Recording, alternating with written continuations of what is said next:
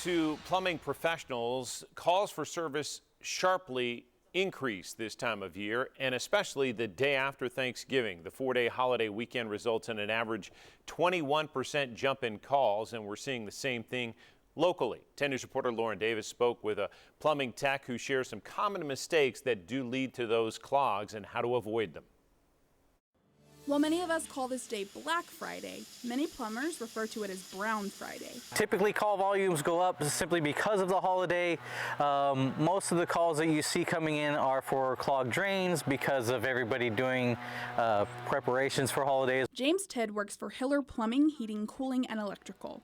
He says the clogs usually come from what's put in the sink, and it affects kitchen sinks the most. If you have a garbage disposal, for instance, a lot of people think that, well, that acts like a mini grinder and they could just throw vegetables and different items down in there, and that's not typically the case, although it does help with small things. He says common problem food items are eggshells, rice, and bones for meat.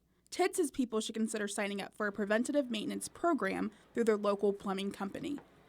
He says this can identify problems before they happen and see what work may need to be done in the future. A lot of people don't budget for big expenses like a water heater, and those typically come out on an emergency basis. So, you know, it's a $2,000 to $3,000 expense that otherwise you're not prepared for. In Knoxville, I'm Lauren Davis.